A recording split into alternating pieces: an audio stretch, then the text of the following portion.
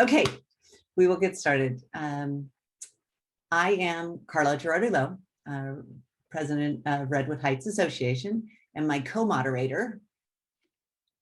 Hello, everyone. My name is Kenan Scott. I am the RHA Secretary and Vice President. Yeah. So thank you all for joining us for this special election candidate forum for the open seat in District 18 of the California State Assembly. And we are really pleased that 4 of our candidates were able to join us this evening. We had one last minute cancellation, unfortunately, due to an unforeseen thing that came up. So we're gonna just move fast and just kind of dive right into it. We are recording, so we are recording this. We will, as long as all the candidates are good with that, we will post on our YouTube channel. So I'm going to talk just quick about Redwood Heights Association, and then we're going to jump right into the candidate forum. That'll also give folks a few minutes to roll in. Okay, so for those of you, because we did do this to a broader audience than just the Redwood Heights area, we are a community organization that is dedicated to substantially improving the quality of life for Oakland residents. And we're doing it through community events and through capital improvements. And so we want to encourage neighbors to get to know each other. And it's been really kind of weird for the last year and a half, but you know, we're on this platform, and then soon we'll be on an in-person basis as well. So, but with that said, it's really important that we get to know the candidates that are representing us at the state level, because, you know, it's a huge state and we want to make sure that we get to know these folks. Kenan. Awesome. Thank you, Carla. I think what's really important about becoming a connected community is that we come together. So we're always looking for ways, ideas, chances for everyone to support each other. And so as a group, we welcome your thoughts. If you are interested in getting involved with RHA, and that could be as a, excuse me, as a volunteer or through donating, you can contact us directly at rhaoakland.org. I'll say that one more time and I'll make sure it goes down in the chat. That's rhaoakland.org, or you can just email us directly at rhaoakland.org. So we, like Carla said, we'll be planning some in-person events. We'll be figuring out ways to continue to grow our connected community now that we are able to be back in person and when we are fully able to be safely in person. And so with that, there are challenges because we are a small, all volunteer run run organization. It's really important that we have community members come in, join us, be a part of the board, be a part of committees, help us come up with new events and new ways to engage community, because we are only but so many voices. So once again, if you're interested in helping and you want to be a part of this connected community that we're building, do check us out at rhaoakland.org. And that is now in the chat. So with that, we also have this wonderful opportunity to have event sponsors. And so I'd like to take this time right now to thank Deirdre Joyner of Red Oak Realty here in Oakland. So if you are someone who is in the real estate market, looking to sell, looking to buy, do check out the oaklandberkeleyjournal.com. That link has been thrown in the chat as well. So thank you to our sponsor, Deirdre Joyner. All right. Thank you, Carla. I'm going to attempt to explain the California State Assembly. You guys ready for that? I'm going to do my best. I'm actually going to read it because it's a lot easier. My full understanding is not as comprehensive, but the California State Assembly is the lower chamber of the California State Legislature. So those who don't know, like myself, we're going to get a little quick insight. Alongside with the California State Senate, it basically forms the legislative branch of the California state government, working alongside the governor to create laws and establish a state budget. We all know about the state budget. We all know about laws. It's nice to know who comes together to form those pieces. I myself, clearly a public school graduate, but legislative authority and responsibilities of the California State Assembly, they include passing bills on public policy matters, setting levels for state spending, and raising and lowering taxes, as well as voting to uphold or override gubernatorial vetoes. So these are really important people that we're talking to today who are running for this space. California's 18th district is one of 80 California State Assembly districts. It is currently vacant since Democrat Rob Bonta of Alameda left the Assembly to become the Attorney General of California. So the district includes parts of Oakland, San Leandro, and Alameda. And as you can tell, those who are here with us today, the candidates, are very important, and we want to make sure that we are informed. So we are really happy to have them all here. Thankful for you all to be joining us and excited to jump in. Should we jump in, Carla? Just about. I have one other little detail.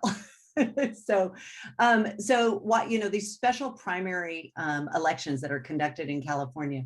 So all of the candidates are listed on the ballot, and then only the top 2 vote getters go to the primary election, which is in August, which I forgot to write down.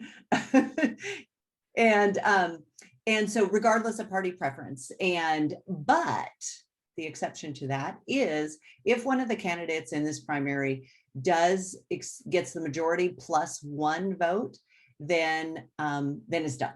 So, all right. So for today, we have our 4 candidates, and we had a very official drawing in my kitchen. My husband pulled names, and this is the order of the candidates.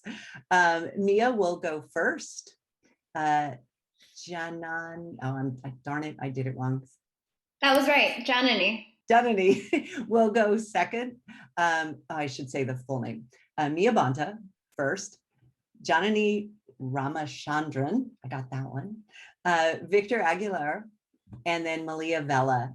So in that order, and then we will rotate with each question. Additional candidates on the ballot are James Aguilar, Joel Britton, and Stephen Slauson.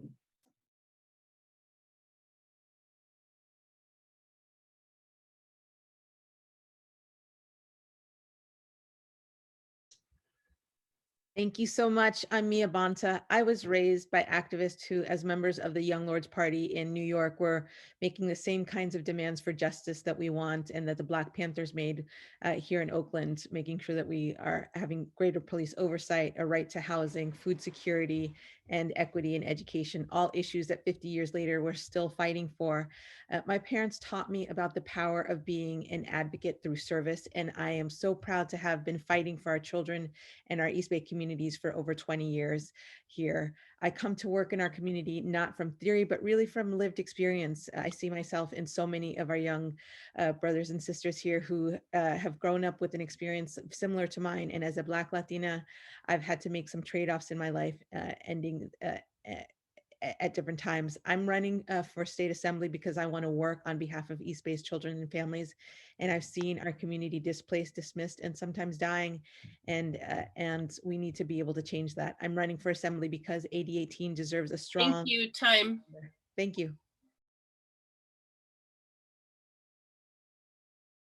Good evening, everyone. My name is Janani Ramachandran. I'm a social justice attorney, a former Oakland Public Ethics Commissioner, and a community activist. And I'm running for state assembly because we don't need just another moderate Democrat bought by corporate interests. We need a leader who is going to push for true progressive change, which is why I'm fighting for a $22 minimum wage, Medicare for all with comprehensive mental health services, repealing Costa-Hawkins and the Ellis Act, ending qualified immunity, a Green New Deal with the racial equity lens. And I am driven to run because the voices of our community members that have been drowned out by our inequitable and racist systems. I'm proud to have the support of the Wellstone Democrats, the Oakland East Bay Democrats, Our Revolution, the Sunrise Movement, Indivisible, ILWU, the Oakland Tenants Union, and so many others. And I would love all of your support too in this movement so we can fight for the changes that we all want to see.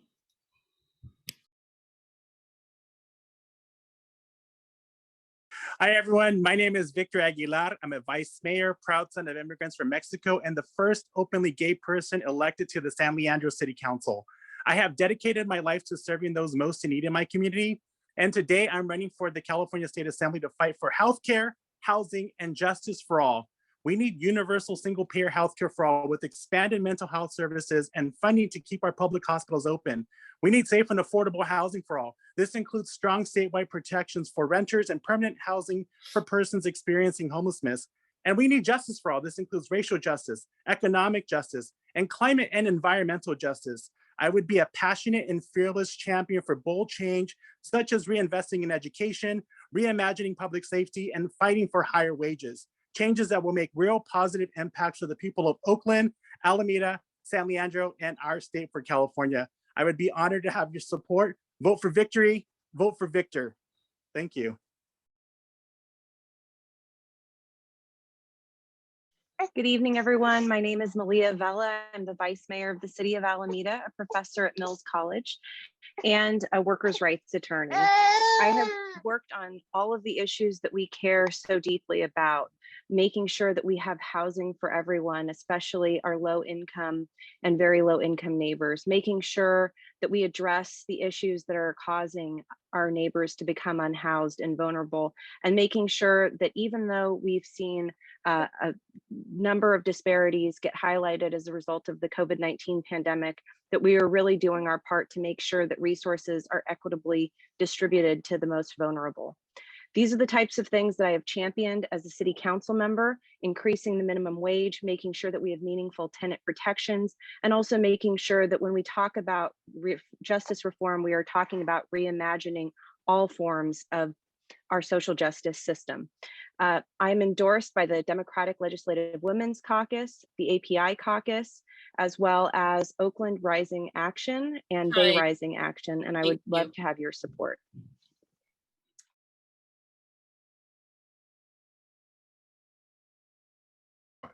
Question 1, and this is going to go to Janani first. What are your top 3 priorities for the district? And just to understand, everyone's going to have 1 minute to speak, and then we're going to go into a 30-second rebuttal afterwards. So first up to tell us about their top 3 priorities for the city, Janani Ramachandran. District. District, excuse me.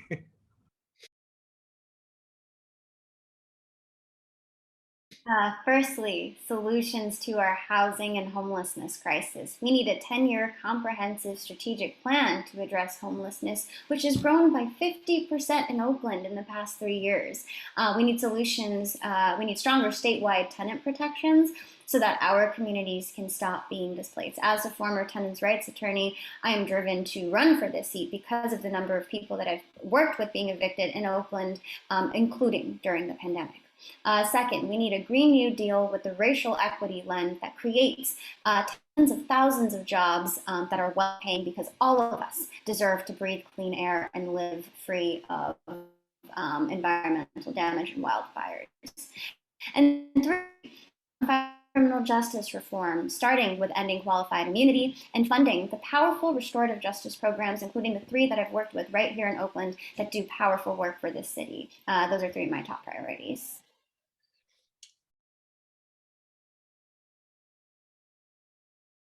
Thank you so much for asking that question. So my top 3 priorities, it's in my slogan: healthcare, housing, and justice for all. Healthcare is a human right, and every Californian deserves the ability to access quality healthcare when they need it without worrying how they will pay for it. That's what, my first day in office, I would sign on and work with Ash Colorado to AB 1400. I support universal single-payer healthcare coverage and a healthcare cost control system for all Californian residents. With regards to housing, housing is a human right. East Bay and all California residents should not have to fight for their homes. That's why here locally, I push for a moratorium on eviction to make sure that we keep our renters in their homes during this pandemic. That's something that I've done as an elected official. We need to make sure that we also strengthen our renter protections, build more affordable housing, near transit oriented areas, provide robust services to our unhoused neighbors, and curb gentrification, which has displaced so many long East Bay residents. And we also need to focus on economic justice. Time, excuse me, time. An hour. Thank you.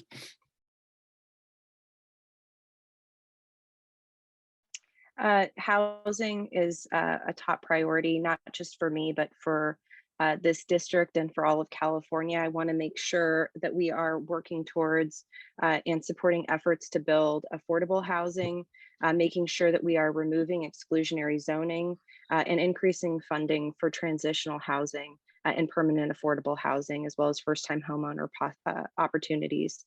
In terms of my second priority is really addressing equity. The pandemic has exacerbated the economic inequities that already existed and disproportionately have impacted women and our BIPOC communities. I want to make sure that we expand access to quality healthcare for all, make sure that we are ensuring that our neighborhood schools stay open by actually funding education, addressing food insecurity, and reinvesting in the social services that we know help our folks succeed, as well as make sure that we are helping the communities that are directly and disproportionately impacted by pollutants and environmental pollutants. I also want to make sure that we're focusing on justice reform.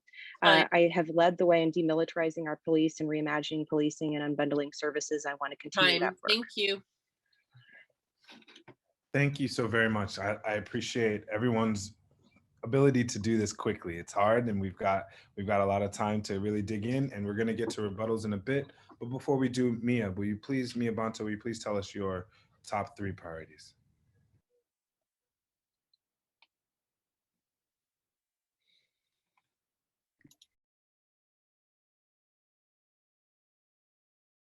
My top priorities are recovering and rebuilding after this pandemic. It's laid to bear so many structural inequities across all of our systems that we really need to be able to focus on, including health justice, our ability to have access to quality healthcare, and ensuring that we have the ability to rebuild economically in terms of worker individual rights and to support our small businesses. We need to make sure that our schools can reopen so that our students can continue to dream and our parents can make sure to be able to go back to work so that our economy opens.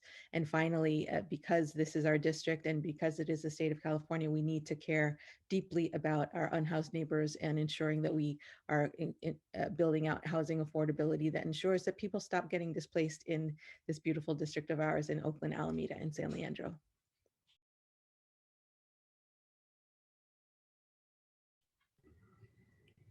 Thank you. Thank you so very much. So we're going to have 30 seconds of rebuttal, and this order will repeat. So we're going to go in the same order, starting with Janani Ramachandran. Please, you have 30 seconds for any rebuttal.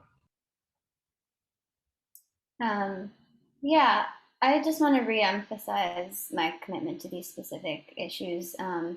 As someone who was, driven to work with tenants during the pandemic, I was inspired to run for the seat because of that. But expanding on, our broader housing crisis, we need to build a stronger middle class in order for more individuals to be able to get on a pathway to home ownership, pay living wages so people can be able to own their homes, which will consequently allow people build a greater tax base. Next up, Victor, and then Malia and Mia. Thank you so much. I think, with regards to, my platform is simple: healthcare, housing, and justice for all. As somebody who has lived life experiences, I was uninsured. I had to, I was faced with making the decision: do I go to the hospital because I can't afford it and deal with the outcome afterwards? I've been homeless. When I moved to Hawaii, I left and went to college because my parents didn't accept me, and so I slept out in the streets until I was able to register for school. With regards to economic justice, I was someone that has been unemployed, and make sure that, we need to advocate for those who have $20 an hour.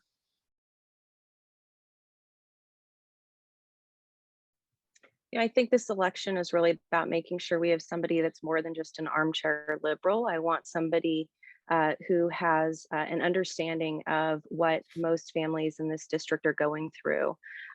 During the pandemic, I was taking care of 2 young children. I am taking care of 2 young children. I was also pregnant and caring for my grandmother who was aging and had dementia. We need to make sure that we're funding these wraparound services in an equitable way. And we also need to make sure that we have housing for all of our neighbors. And to do that, we need to fund affordable housing. We also need to fund transitional housing and the services that we know we need. And we need to create an opportunity for people to get back to work, like providing childcare.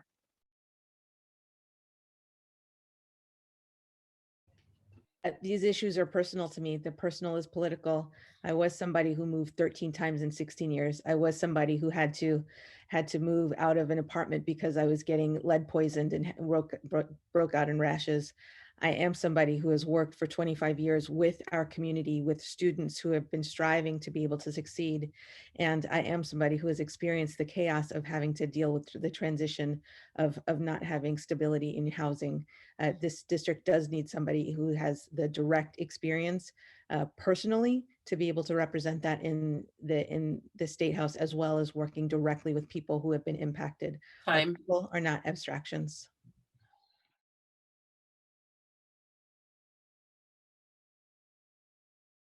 Okay, so our second question is, and this is going to go to Victor, I believe, first. Okay, so the second question is, how do you define police reform, and what steps do you plan to take to address it?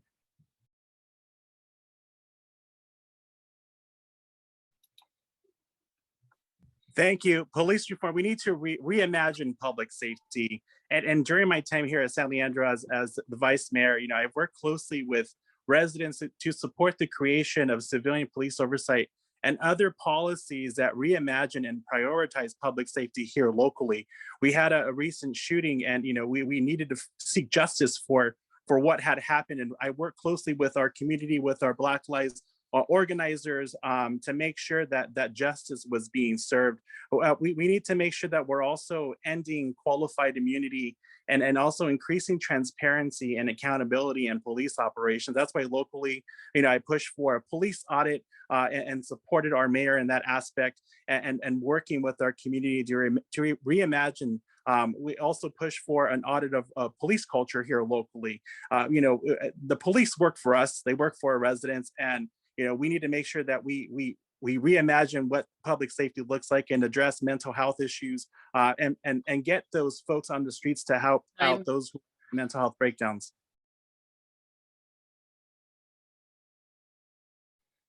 To me, police reform means that we have both transparency, true transparency, and accountability. It means that we repeal the Copley decision. It means that we have a system for actually decertifying bad police officers who are doing our community wrong. We're one of 4 states that doesn't actually have that process. It means that we are going to be able to not only see what's been happening, but that we can actually hold folks accountable. I want to see legislation that allows the establishment of community oversight committees rather than having to go district and city by city through these costly measure procedures to get on the ballot and qualify. But I think beyond just police reform, we really need to talk about how we reimagine public safety. And I think that these are the types of things that we need to think about. We need to think about eliminating cash bail and continuing pretrial assessments and alternatives, eliminating our enhancements. We have over 160 enhancements in the state of California. It disproportionately impacts our communities of color. We need to make sure that we're decriminalizing homelessness. Those are the types of things I want to work on.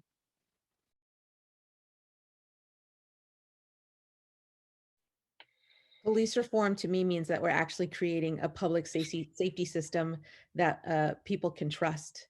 We've had an eroded trust system because our police have not been people that people like me have felt safe in supporting.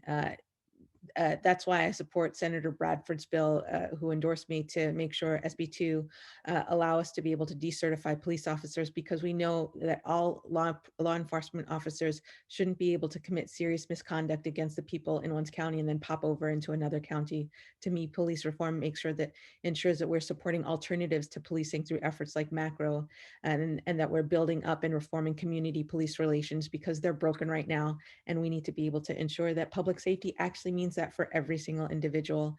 And finally, we do need to make sure that we have a robust system that ensures that there is accountability and transparency, which we don't have right now. And I encourage and believe in the fact that we need to have independent investigations so that when police are engaged in misconduct, and that they pay for that. 1,172 people were killed by police last year. I define true police reform as bringing that number down to 0 and ensuring that any officer who causes harm is actually brought to justice.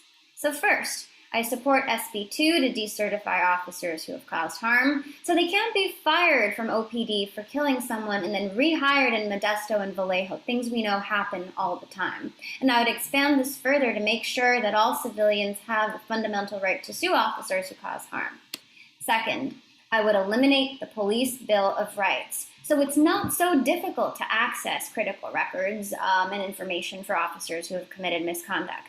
SB 1421 was a good start, and we must expand that to demand the release of all records, including allegations of sexual assault, an issue I've worked on throughout my legal career, even if they were not determined guilty of misconduct. And finally, I would make sure that the police spend less of their time working on nonviolent crime. Here in Oakland, OPD only spends 4% of their time on violent crime.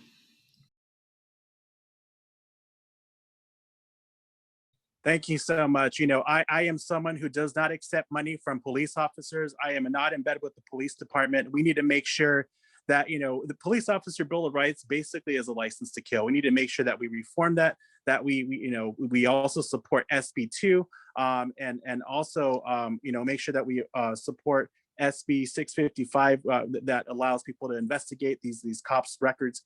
This is something that I wholeheartedly support, and to make sure that our police are held accountable.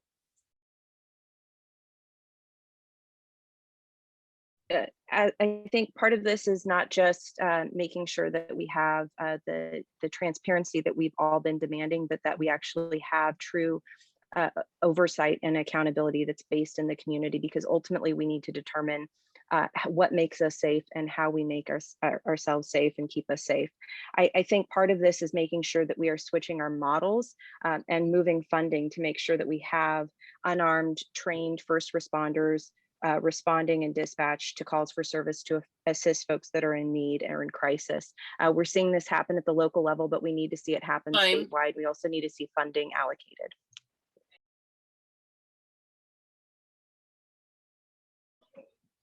The reality is that police reform is something that we've been dealing with generationally. And while it's become something that we focused on right now, it is something that we haven't seen our cities be able to address with the kind of urgency that we need. And as a result of that, we've ended up with people, Black and brown people, who have ended up dead. So we do need to make sure that we have a statewide effort to ensure that we have cities don't have the kind of discretion that they have, so that our people can be protected, and ensure that they have, and ensure that our community-based organizations and our advocates are able to seek the justice that they deserve. Thank you.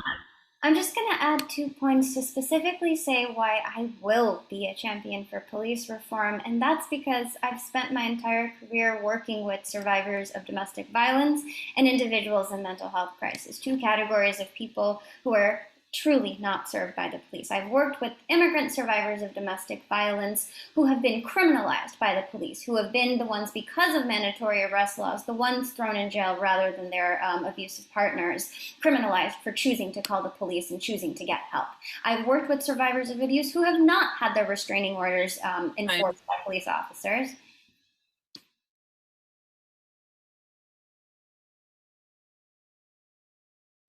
Our next question is actually very, very central to a lot of what we have happening in our communities, and that's, what are your plans to address the unhoused communities within the district? And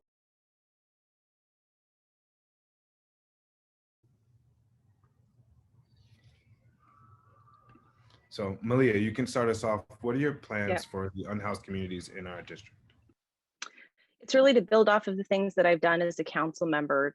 In Alameda, I have fought for and gotten 25% inclusionary housing, really placing the burden on the developer, matching those funds and leveraging our countywide A1 housing bond to make sure that we're building affordable housing, make sure that we're building workforce housing so folks can live where they work. We partnered with the school district on this. This is something that we need to see. We need to see more collaboration along those lines. We also need to make sure that we're preventing further displacement, which is why within 6 months of joining the city council, I enacted very meaningful tenant protections, just cause eviction protections, making sure that we're closing loopholes, putting in a hard rent cap, paying for legal services for our tenants so that they not only have rights, but they can actually enforce them. That's something that the state needs to do, as well as enacting a rental registry so that we can actually track the rental costs and make sure people are staying housed. Additionally, we need to make sure that we're using and pushing for 100% electrification with all new housing so that we're keeping the costs down relative to the usage of utilities.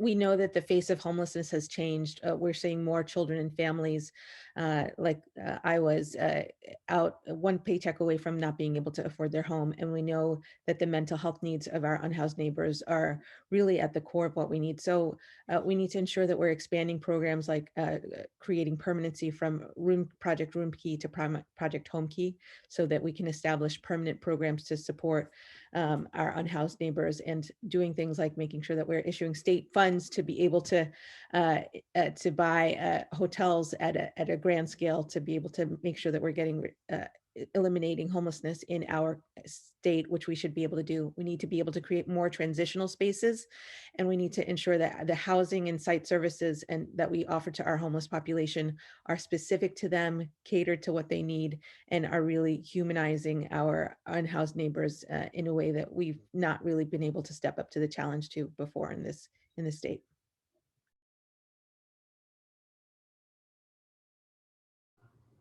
Firstly, as I mentioned before, we need a 10-year comprehensive plan to address our homelessness crisis along the maps of programs like Roadmap Home 2030. We need a plan that takes into consideration the various needs of our unhoused community, whether it's domestic violence survivors, LGBTQ youth, people battling addiction. We need dignified housing, not tough sheds. We need solutions, not band-aids. We need leaders who don't just throw money at homelessness for a photo op and hoping the problem goes away. We also need to bring back redevelopment dollars and restore the ability of local governments to use these authorities to fund government social housing for low-income communities. And finally, we need mental health services that are accessible to everyone, trauma-informed, and are efficient. Here in Oakland, we have programs that are specifically meant to serve Black communities that are going underwater during COVID, that are not supported by our regional social services agencies, and that are being threatened to go away every single day. People who do life-saving work to support our unhoused community.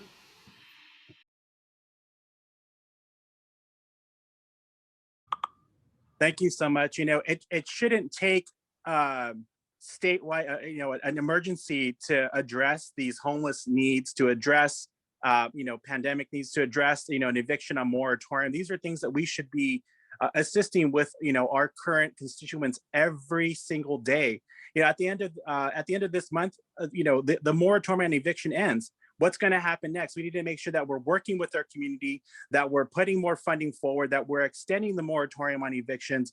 Too many of our East Bay neighbors have been forced out of their homes. We have to strengthen renter protections, build more transit-oriented housing, provide robust services to the unhoused, remove barriers to home ownership, and curb displacement. We need strong statewide tenant protections. We need to reduce statewide barriers to tenant protections from the Costa-Hawkins and Alice Acts, such as AB 854. We need eviction restrictions for COVID-19 related rental debt. We also need to make sure that we're limiting on exclusionary zoning policies. Thank you. I worked for the state of California when we saw redevelopment go away. Since then, we have seen the amount of the population of our unhoused neighbors grow exponentially, and it's only been exacerbated by the pandemic. So we really need to invest these funds from the surplus in establishing redevelopment 2.0. addressing the transitional housing needs, establishing things like wellness centers, which I've done in the city of Alameda to make sure that we are addressing our regional needs, expanding and building on Project Home Key. We have opportunities throughout the district to actually invest and create permanent transitional and affordable housing that can be done in a way that's culturally competent.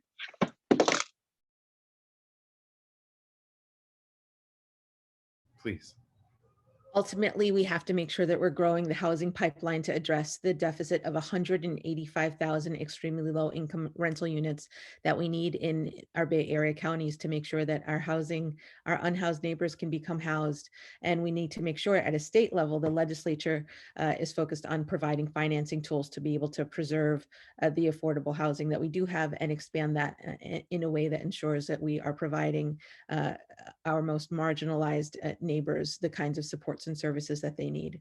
It's a statewide problem that deserves a localized effort, but we need to make sure that we're having every city take on its fair share of ensuring that we have the kind of housing that we need to be able to house our unhoused neighbors. Please. I just want to make one point that the very day after this special election, our statewide eviction moratorium ends. It expires. 3 million people, 3 million tenants across California cannot afford to pay rent next month. And almost half of them did not benefit from SB 91, which was supposed to be a rental relief bill. And I just want to bring light to the fact that our unhoused population of 160,000 people on a given night is about to get extremely worse with an eviction tsunami that is about to happen if we don't extend this eviction moratorium, if we don't keep people housed. Yes.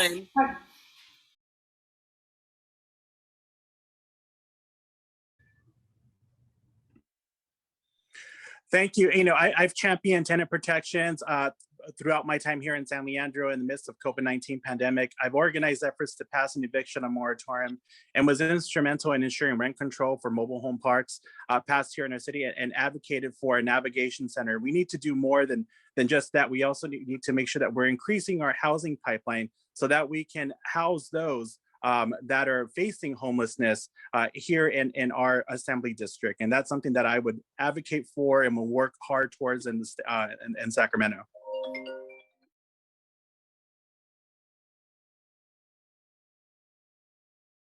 Okay, so moving on to question 4. So the question is, do you support single payer healthcare systems? And if so, how do you envision it would work? And if not, why? I am fully in support of a single payer healthcare system. We need to ensure that we have Medicare for all and that we have a single payer system in place. That will require us to have state, federal, and federal negotiations to ensure that our prescription drug prices are actually affordable. And it will require that the state create a Medicaid waiver to redirect existing federal funds for this purpose. And it will likely require us to ensure that there is an employer payroll tax, but this still ends up costing business and workers less, and we need to ensure that workers are paying less out of pocket than the status quo right now. Ultimately, it's going to require a huge investment of dollars by the state in infrastructure to be able to create a single payer health system. And we need to be able to do that because every person should be able to freely afford and be able to have the healthcare that they need to be human, to be people, and to be people who are valued in the state of California.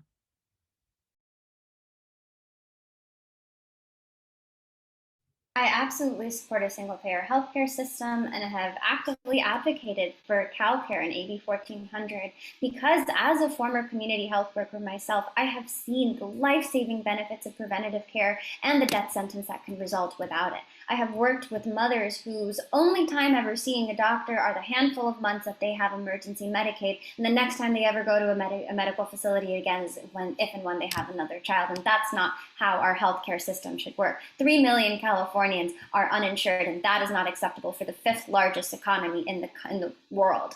So firstly, I would work on getting a federal waiver because AB 1400 has been converted into a 2-year bill. Then after the federal waiver, I would figure out how to reconcile the gaps in our budget. Even with the waiver, we're going to have about a $35 million budget shortfall, and I would utilize some of our general fund or some of our $100 billion budget surplus to do that reconciliation. And finally, over 65% of Californians support CalCare as in a single payer plan, and I would make sure that the rest of Californians are on board so we can get it passed.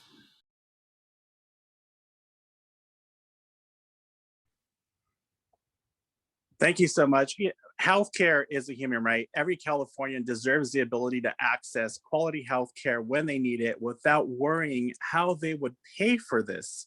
I support comprehensive, universal, single-payer healthcare coverage and a healthcare cost control system for all California residents. We need to make sure that funding for affordable and comprehensive mental health services is available.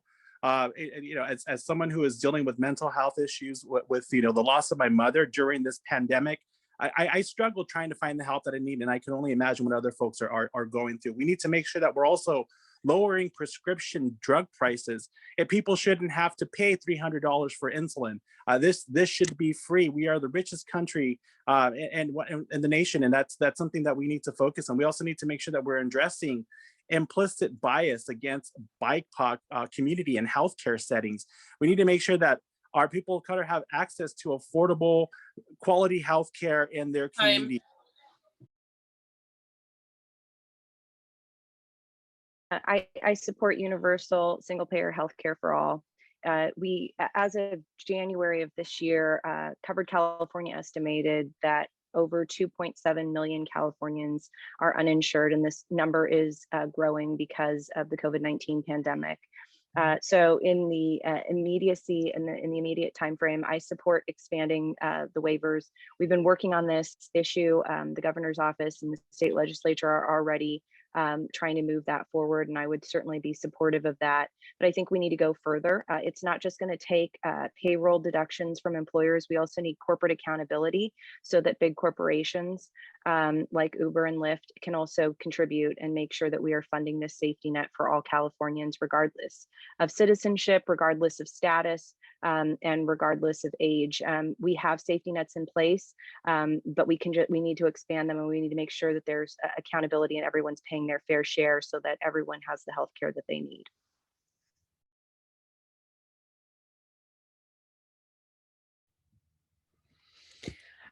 I think we need to make sure that we don't operate in a space of platitudes. I think we need to make sure, and I believe that we need to make sure that the legislator who is in this district has the ability to work with a broad swath of stakeholders to be able to bring people to the table to ultimately solve and put in place what is going to require a lot of implementation know-how.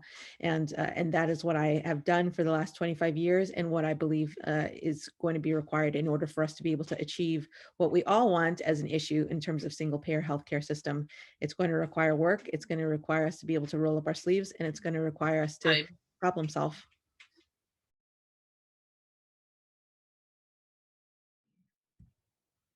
One of the skills that it's going to take to get something like AB 1400 and universal health care passed is not only policy acumen and understanding the numbers, it's the ability to inspire lawmakers across the board. It's the way that our squad in Congress inspires their fellow lawmakers to make change. None of them had backgrounds in politics, but they had experiences with people. They had life experiences. The stories that I have in my background as a community health worker and a social justice attorney, working with people who were in community health clinics, uninsured, extremely underinsured, is going to inspire me to inspire my coworkers every day in the legislature.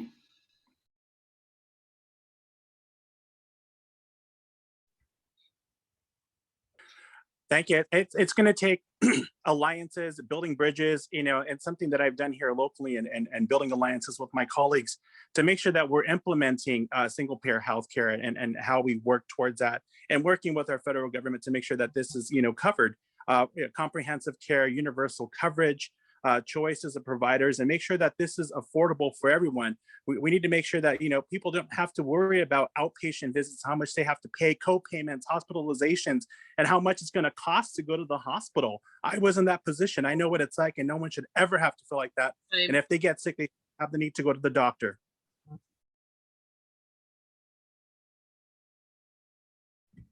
This is actually an issue that's been polled extensively, and what I can say is that there is no disagreement amongst Californians that this is something that we want and that we need. And I can tell you that this transcends party, this transcends background and lived experience. We know that we need universal health care for all. We know that single payer can work. We've seen it work. So I think this is really about establishing a political will and making sure that we don't have politicians who are beholden to special interests who are trying to line their pocket. It's really about making sure that we're looking at who profits from the system that we have.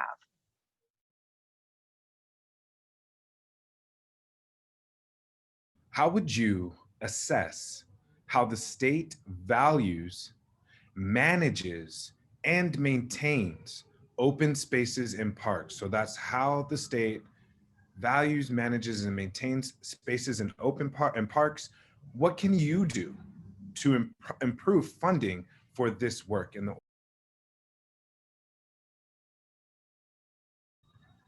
Yeah, firstly, with regard to values, I would firstly pass bills like AB 30 that declares access to nature being a human right and reiterates the fact that all individuals in California deserve access to open space. As far as maintains go, I would make sure that we have a lens of equity in conversations about open space. When we talk about mental health, open space, parks, nature are a part of the solution, and we need to make sure that it's accessible to all individuals.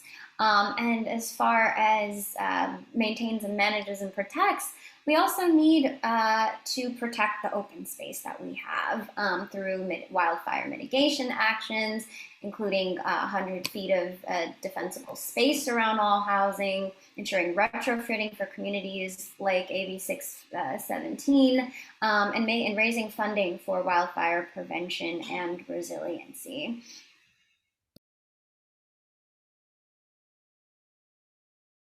Thank you so much. I think, open space is crucial to our well-being.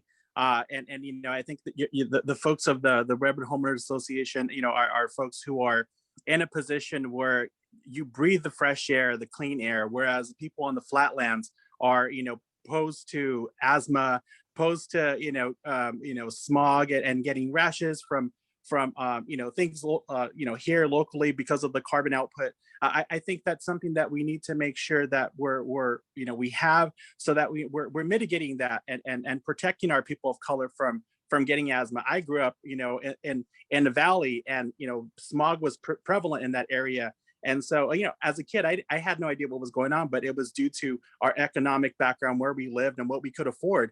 And, our families in our flatlands should have the same advantages of those living in the hills. And so that's something that I would work towards, to make sure that we have more open space and that we're also managing our vegetation here. The goats up in Oakland Hills are great. We also need to make sure even controlled fires. Thank you. The floor is yours. Back in 2018, I worked really hard, as I'm sure many of you did, on Prop 68 to make sure that we have adequate funding. One of the frustrations I think all of us have is, how does that funding trickle down to our neighborhood parks? I know it's something that is of concern to all of you with your neighborhood park. It's not enough that we just invest in open space. We need to make sure that we're upgrading our parks and taking care of them. We need to see more developer impact fees that actually fund these things, so that we're not doing community run programs trying to get funding so that we can upgrade our local parks. It's an equity issue, but we also need to make sure that the folks that are profiting off of development are putting into and reinvesting in our communities, throughout the community, so that we can have new, re-improved and refurbished parks and open spaces in our neighborhoods, not just large open spaces, which are very important, but not everyone can actually access them. We've been funding a lot of these things through the ballot box, but we also need to make sure, again, that our corporate neighbors, our developers, everybody else who's profiting are putting in and reinvesting in our communities.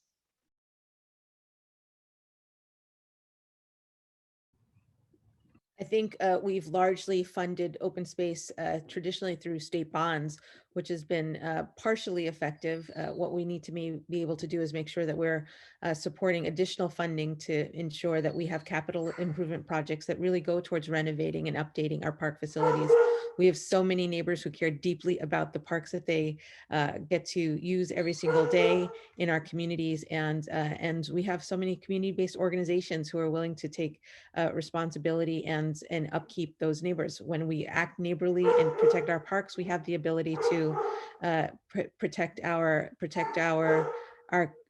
livelihood and our use of open spaces, which is so critical for us. We definitely need to make sure we're increasing funding to ensure park maintenance and that we're making sure to protect our facilities. And ultimately, we need to make sure that our parks are accessible to everyone. I've worked with children who haven't had the ability to experience our parks at all, and not have that part of their lives and be something that they're able to access. So we need to make sure that our parks are accessible to everybody. Yeah, so I want to speak more to the part of preservation and maintenance of our parks, which has to do with, yes, investing in creating open space, creating defensible land against around houses, but also broadly about climate change. We are nowhere near reaching our goals to be a carbon neutral California by 2035.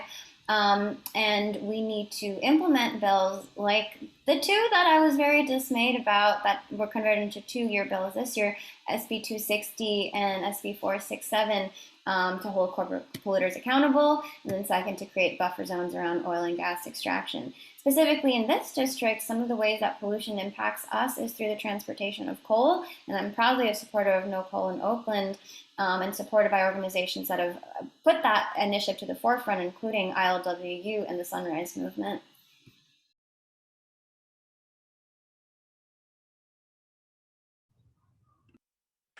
Thank you. I think, parks can help mitigate urban polluting through air filtration by trees, and prevent UV radiation. We also need to focus on make sure that we have canopies. And here in San Leandro, we have a nonprofit called San Leandro 2050, which provides a tree to those who want to plant a tree in front of their house to help implement that canopy to prevent that pollution from happening. So, you have shade and people are, those communities are being protected here locally.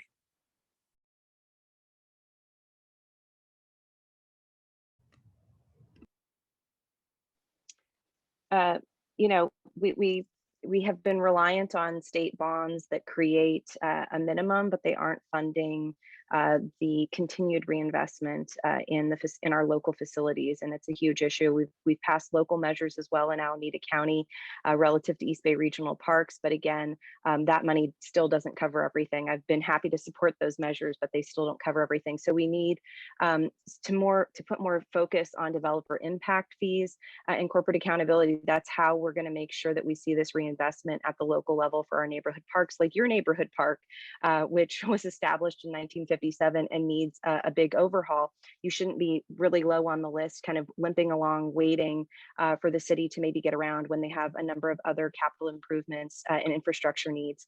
This needs to be funded by our developers, by the corporations who are benefiting from our community. They need to reinvest through fees, and that structure should be in place, and the state can help with that and creating a minimum fee for this.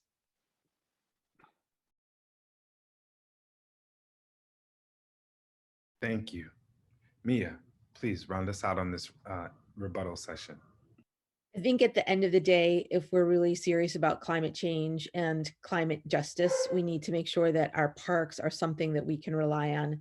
It's a shame that we have children and families who don't have access to our beautiful parks. And it's a shame that when they go to those parks aren't maintained in a way that makes them feel like being a part of nature and being a part of open space is something that makes them feel valued and makes them aware that we need to ensure that our planet is a valuable thing that we need to protect.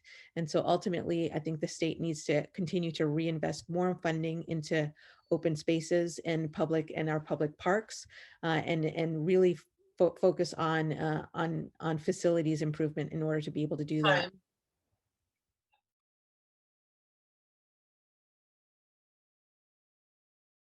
All right, so this audience is, for the most part, I would believe, based in Oakland. So Oakland comprises a really large part of District 18, and it has many unique challenges compared to other cities. So we really want to know, what makes you different, what makes you be able to understand and best represent our city. Thank you so much for asking that question. I think what is a big issue in Oakland is homelessness, the crime. We also have what is going on with the current A's and the Howard Terminal. I think what we need to do with regards to homelessness is we need community land trust and public social housing and cooperative housing, and nonprofit built affordable housing. We can't rely on the markets, real estate or for-profit developers to get us out of this mess. We have to decommoditize housing one step at a time. We need to repeal Costa-Hawkins and the Alice Act, and we need a housing first model to support these and that have become homeless, and stronger tenant protections and foreclosure protections to keep people from losing their homes. The state needs to put money into this problem, but not just to subsidize landlords at rents people can't simply afford. The moratorium on eviction needs to be extended to prevent our homeless population from growing. That's why a main tenet of my campaign is housing for all Californians. This is not just a slogan. This is something that I am advocating for. We need to make sure that we're championing moratorium on evictions. Did you say time? Sorry. Yes, thank you.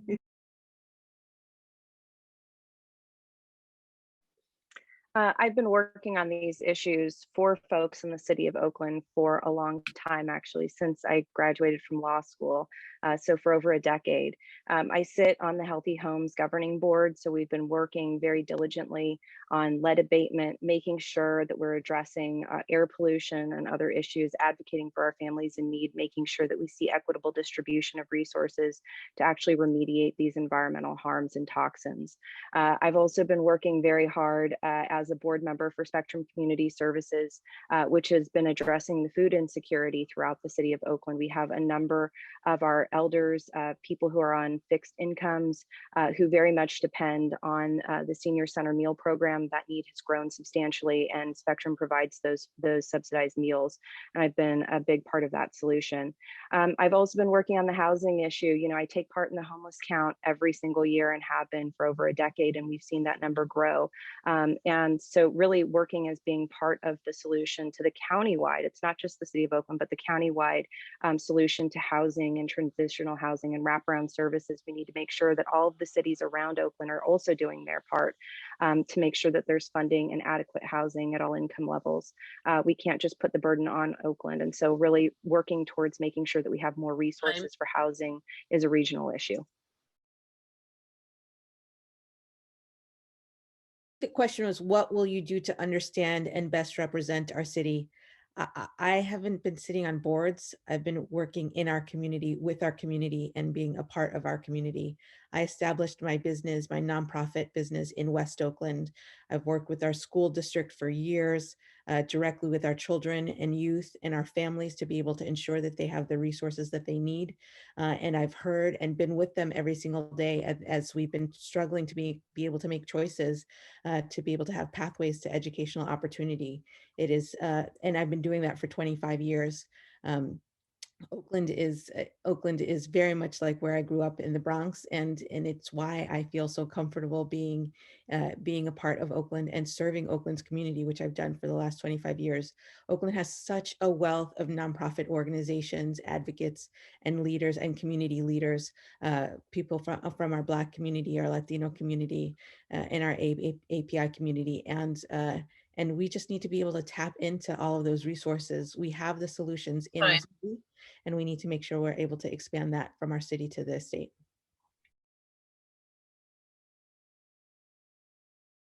Yeah, I am the only Oakland candidate in this race and have the closest ties to community activist groups in this city.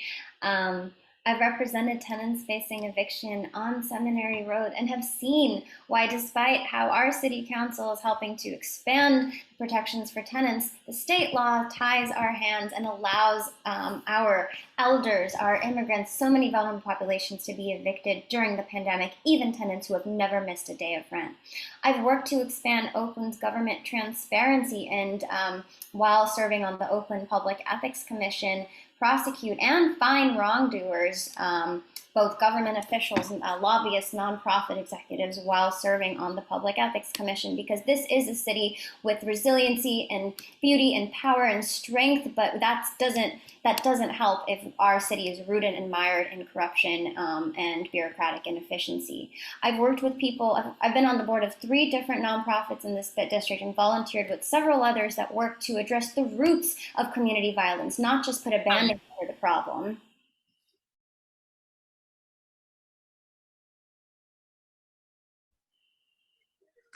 Thank you so much. I'm the only candidate that's been elected to 2 positions. I sat on the San Leandro School Board, the first openly gay person on the school board, and the first openly gay council member. I think I have what it takes to push forward free college tuition for all. That's something that I'm looking to push. You know, with our children in Oakland shouldn't have to worry about paying for school. That's something that we need to provide tuition-free community colleges for Californians, and mandate equal pay for equal work here in Oakland, and support student loan forgiveness programs. I'm someone that has student loans. I know a lot of folks do, and that's something that I would support. Grew up in this district. I went to high school in Oakland. I've seen the changes over the years, and I've also done my part to really address them. I think that it's really going to take a combination of lived experience, understanding the community, and working in coalition to make sure that Oakland's issues are actually championed at the state, not just a platform or a platitude. And I think that there's, you know, we need to make sure that our schools get funded, that the debt that OUSD has been carrying goes away, so that we can actually make sure that we keep our neighborhood schools open. These are the types of things that I've worked on. I think we need to make sure that, like I said, we have regional housing solutions, that Oakland is not bearing the brunt of it and having to provide all of the services for everyone else.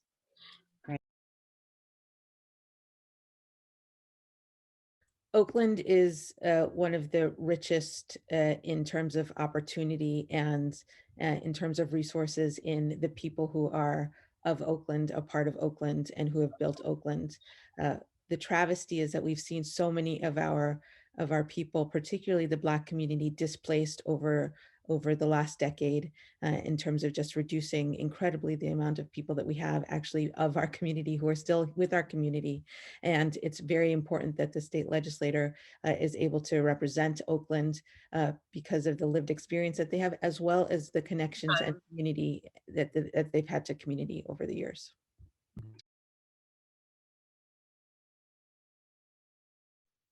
Yeah, the inequities in Oakland are growing every single day. Oakland is losing its Black population every day because of the history of racist redlining policies, subprime loans, and inequities in contracting. I've worked with small businesses in Oakland trying to get CARES Act funding, and we know which organizations are left out of the pie in the broader picture of supporting small businesses and organizations. And I understand that our pathway out of COVID to development is by supporting economic development and growth, particularly the parts of Oakland that have been left out.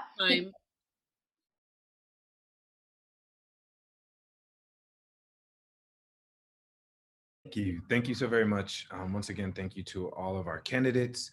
Something that has come up, and I think you all were just getting a chance to touch on it in the last question, has been repeated over and over again. And I kind of want to give you all a minute to really dig a little deeper into what skills, experience do you have that makes you especially qualified to create or make your priorities a reality. And I'll say that again, because it's a chance for you all to kind of speak into yourselves. And that's, what skills and experience do you have that makes you most qualified to make your priorities reality? I'm the only candidate that's been a practicing attorney for a long time, and I work on issues relative to workers' rights. And when I say that, I mean I represent a number of people who live and work in the city of Oakland, as well as in the broader district. And I've worked on every issue with imaginable to help folks in their capacity. I've also advocated for and worked on legislation that has made a difference for all of us. So I know the legislative process. I've worked with our legislators. I also worked as a district director for a local legislator. And I understand the community stakeholders. I've worked with them. That's why I'm endorsed by folks like Oakland Rising Action and Bay Rising Action. I've also worked with a number of different other nonprofits in the area on issues. And I've been on city council. I'm the only candidate that was elected to city council and then re-elected by an overwhelming majority. And it's because I've not only run on a platform, but I've delivered on that platform, like I said, on issues like housing, tenant protections, making sure that we're reimagining public safety in a way that makes sense for our communities, and reinvesting our money in the community. And those are the types of things that I'm going to take to the state legislature, is that experience, which I think is really important because we're coming in mid-session. We don't have time to learn on the job. I've served as an elected official, and I think when that happens, you have to immediately move into coalition building and understanding from your constituencies, and sometimes making hard decisions that aren't just reliant on hearing the echo chamber, but actually going out and hearing from community in order to be able to understand what stakeholders need and delivering for them. I've done that time tested in being able to do things like deliver on a pay raise for our teachers in Alameda Unified School District and all of our educators, so that our educators were able to receive a $15 minimum wage far in advance of the schedule for California.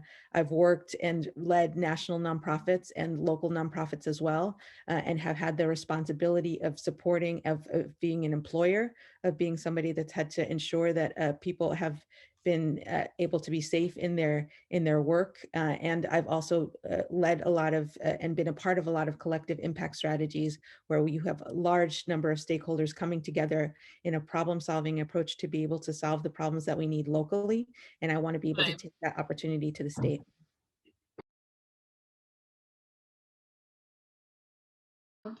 The main thing that I'm going to bring is the fact that I have been in the trenches every day throughout my career, listening to people's stories, struggles, experiences. I've been in the rooms with survivors of domestic violence, with their abusive partners, right in the next room, thinking on my feet, how do we make sure we can get you and your 3 children into safety? How can we deal with a crisis in this particular moment and get to a place of sustainable safety and resolution? I've been in the homes of elderly tenants in Oakland wearing a hazmat suit because that's how uninhabitable some of these individuals' living conditions are. I work with people in mental health crisis, making the tough decision whether to call the police or whether to decide that they're going to be okay with other kinds of community support. And to enact the kind of progressive policies that I care about, you have to be a fighter, and that's something I've been all of my life on a personal level. But I've also fought to be the youngest person appointed to the Oakland Public Ethics Commission, the California Commission for API Affairs, the first woman of color appointed to 3 different nonprofit boards here in the district. And a testament to my ability to build coalitions is the fact that in the course of this campaign, yes, I am a first-time candidate, but I was able to get the endorsement of solid progressive groups, labor unions, just democratic establishments, and that's why these are the skills that I would bring.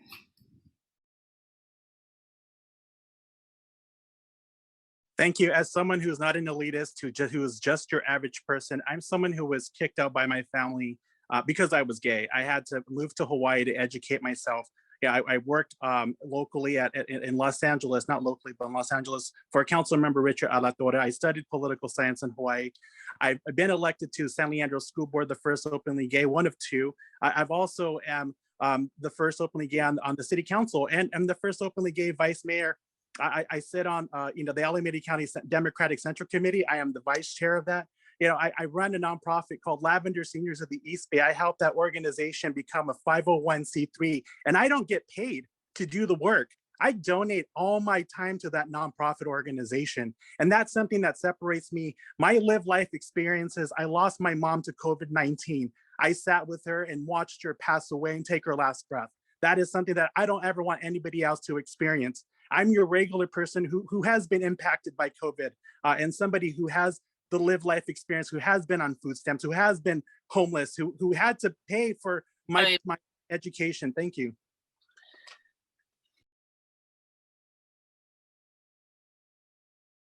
I think it's my professional experience as well as my experience as an elected leader. It's very difficult to make decisions when you're having to choose between, allocating different portions of the budget to fund all of the needs that exist, and we are chronically underfunded. So it means finding ways to expand funding. It means finding ways to be more efficient with funding, and it also means working collaboratively and building coalitions, which is something that I've been doing. And I've been doing it as a parent of 2 young kids, working in a number of different capacities. I think it's really important that we marry our lived experiences with the professional ones to deliver.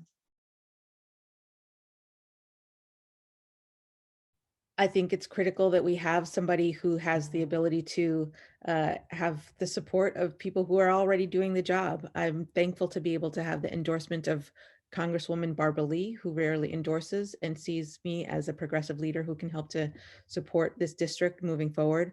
I have the endorsement of the last 3 Assembly members, Wilma Chan, Sandre Swanson, and Rob Bonta, and who know the job, as well as 21 other legislators who are doing this job right now.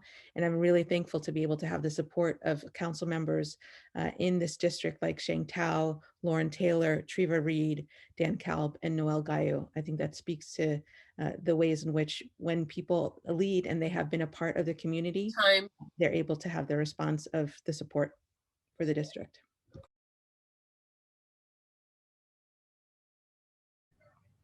If voters are truly happy with the way our state government runs, then I understand why voters are going to be more comfortable electing leaders that are part of our established system and continue the status quo. But the overwhelming majority of voters in the 18th Assembly District are ready for real change, for an efficiently functioning government, for progressive momentum, to have our Democratic leaders act on their promises to implement a Green New Deal, Medicare for all, declare housing as a human right. And I am going to be someone that actually inspires officials to not take corporate money, to serve the interests of people, and to be an agent of change. Thank you. As someone that doesn't have a lot of money, I think, it's like public versus private. And I'm someone who thrived in the public school system and is doing very well and has been successful through organic growth and relationships. I think everybody deserves equal treatment.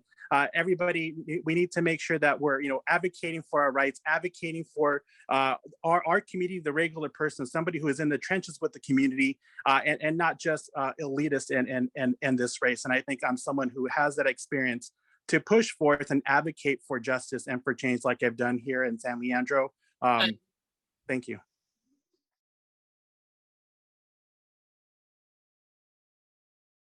Our next community question, and this is very relationship oriented. So I'm just going to read it off. I think people are just really interested in, what is your relationship with the governor? Are you an independent thinker? How will you manage special interest groups, the progressives, the Republican conservatives? So in other words, what is your plan and who are you? And when you work with people, and especially, because you're looking to represent us. I'm someone that has been able to have very positive relationships with many people at the state level and the legislature. And I think that the endorsements that I've been able to get and receive from people at the state level, including Fiona Ma, including Secretary of State Shirley Weber, including Alex Padilla, is a demonstration of the actual relationships that I do have with the people who are already there. I am somebody who is focused on coalition building and making sure that I'm not just delivering top lines and platitudes and one-liners and zingers, but somebody who's actually willing to be able to roll up their sleeves and make sure that we're supporting and serving the state of California and the people in this district. People are not an abstraction to me. Their experiences are not theoretical to me. They're experiences that I have and I've shared, and I think is an important part of what needs to be represented in the California State Legislature. Those experiences, those relationships are actually assets that we get to build on as we deal and tackle some of the most complex issues that we need to as a state. And when we fail is when we don't have the ability to actually build those relationships.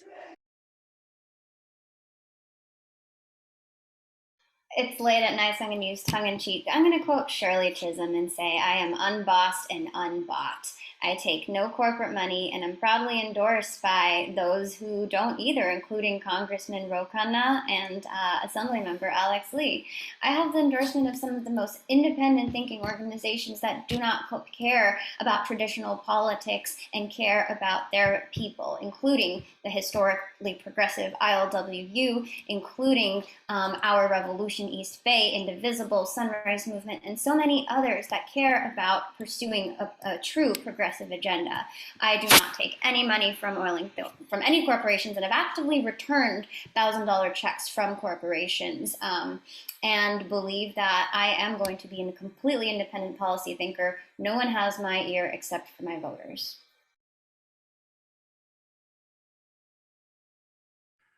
Thank you so much. I'm someone who is a progressive candidate who thinks on their, who thinks and works with the community. I am the community voice. I work with my community. I advocate. I have a proven track record here in San Leandro. I'm someone that outseated an incumbent, and that's never happened in city council history in San Leandro. It's happened in the mayor race, but not in the city council race. I'm someone that works and speaks to the community. What I will do to make sure is I would represent everyone in Sacramento while, and I think that, here locally, what I've done is work to make sure that we've implement change. We've implement moratorium on evictions. I've been endorsed by Our Revolution San Leandro, my city council members, Brian Acevedo, Fred Simon, and I've also been endorsed by former Oakland council member Abel Guillen. And so, I think these relationships is what I would, use to put forth in Sacramento. Thank you. I fundamentally believe in values-based leadership. I think when you govern in that way and with an eye on equity and justice, you're going to build coalitions and you're going to be effective. And that's why I have been effective as a local elected official. But I also think that we really need to keep in mind kind of who's trying to influence these elections. It's why I haven't taken corporate money. It's why I think that, it's about the endorsements that matter, not just in the Capitol, but in the community. And it's really about the community over the Capitol, which I think is really going to try to influence this election through large expenditures and things like that. This is not about the relationships of my family or my family funding my campaign. This is really going to be about the community. And I have always worked in a way that builds partnerships with the community. It's why there are community groups like the Oakland Latino Task Force. It's why Oakland Rising Action and Bay Rising Action have supported my campaign. And it's why there's a number of local elected officials from all of the cities in 8018 that have endorsed, because we have a history of collaborating and working together.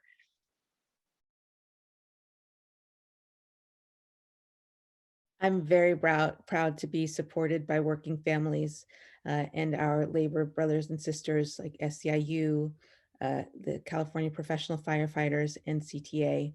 That's firefighters, nurses, teachers, people, workers who are working every single day to be able to make our strong to make our district strong, and who have given their lives and their talent and their time to be able to do that.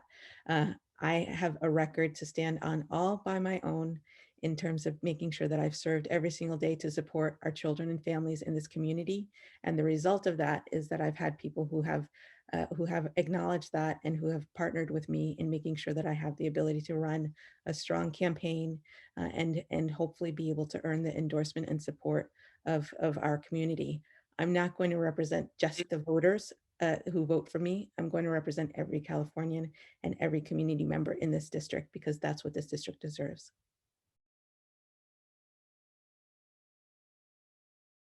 I just want to reiterate that there are so many incredible organizations rooted here in Oakland that have decided to take a chance on me. It's hard to build trust with someone new, and I get that, but I have shown through my past experiences in direct services, through my work with grassroots community organizations, that I will deliver results. I'm thrilled to be supported by former Black Panthers, by the Oakland Tenants Union, by the first racially integrated progressive labor union in the country, the Wellstone Democratic Club, Oakland's oldest historically Black Democratic Club, and so many others who believe that I will represent this district, and it is worth taking a chance on the person who will be someone different and will be an agent of change.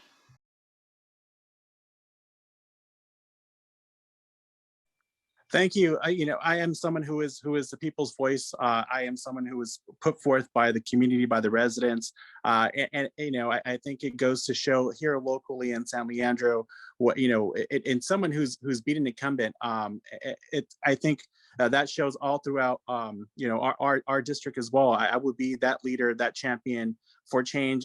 Someone who is not bought by corporations. Someone who is vocal. And is transparent and works with the community and to make sure that we get that message across, and that we advocate for things that we really need and that we need to focus on in Sacramento, like healthcare, housing, and justice for all.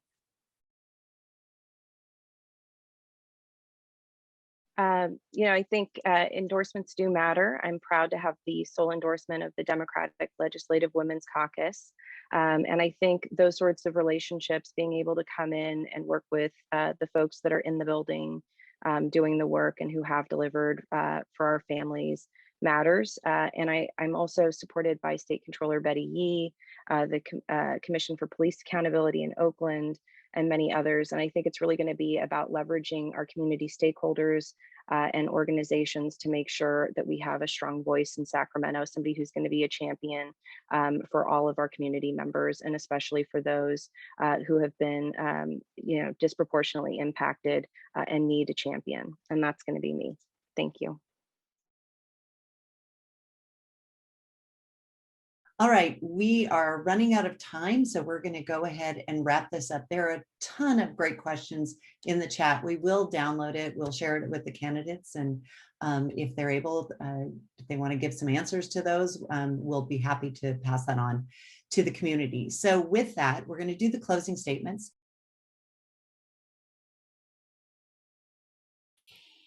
I'm driven to run for state assembly because the voices of community members that I have worked with have been drowned out by our inequitable systems, by our racist systems, by our unjust systems. I've worked with tenants who have been evicted even in the middle of this pandemic, individuals in mental health crisis who have been repeatedly failed time and time and again by our public health care systems. I've worked with victims of abuse, re-traumatized, and in fact criminalized by our so-called justice systems. And I want to take the advocacy I've done right here in Oakland for our communities and translate that vision into a statewide platform for justice, into an avenue to be a more equitable California. And I want to work with all of you to create a California where true racial, economic, environmental equity becomes a reality. Please consider joining our movement today for justice. www.janani4ca.com. Thank you for having me. Thank you so much. Hi, everyone. My name is Victor Aguilar. I am running for assembly because I believe every Californian deserves universal health care, affordable housing, and justice. That's not a slogan. Those are my core values. I was raised in a union household by parents whose families immigrated from Mexico. My parents taught me to respond to hard times with a love for family, community, and a passion for social justice. My family are frontline workers. I lost my loving mother to COVID-19. It was completely heartbreaking to watch my father pour over the $800,000 bill. Without medical coverage from her union job, my father would have not only lost his wife, but he would have been financially devastated. To me, it's simple. California's response to COVID-19 would have been different if we prioritize people over profits. I will fight tirelessly for universal single-payer healthcare in Sacramento. Visit victor4ca.com to learn more. Your vote has the power to make change. Vote for victory. Vote for Victor. Thank you so much for your support.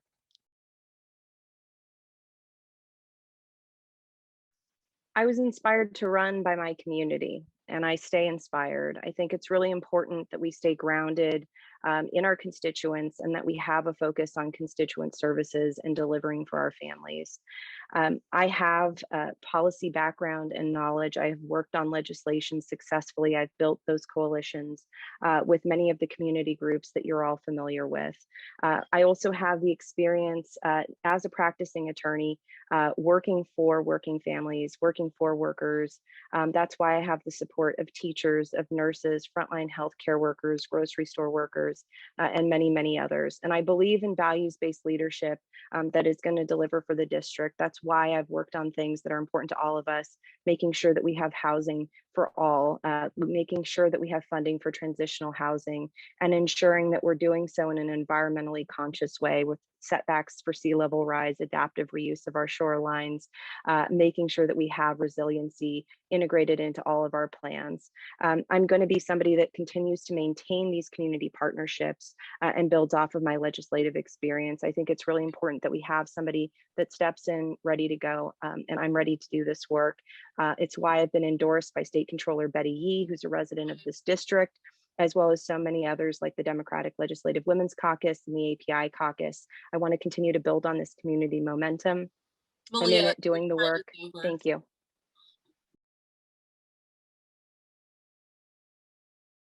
We've certainly been through it this last year and a half with COVID. And I think COVID has laid to bear all of our deepest fears in terms of making sure that we have the kind of educational, economic, and health equity that we deserve as members of our district. I'm running for assembly because I know that I have the ability to hit the ground running day one, build on the relationships that I have in our community, and be able to voice those concerns and bring them to the State House and make sure that we can have effective leadership that knows how to be able to problem solve, that can move beyond individual platitudes, and who has the ability to make sure that we can all roll up our sleeves and make sure that our voices are heard. I'm a daughter of advocates. I've turned my advocacy into service, and I'm hoping that you will consider me for your as your next state assembly member. It is the highest form of service, and I'm ready to serve.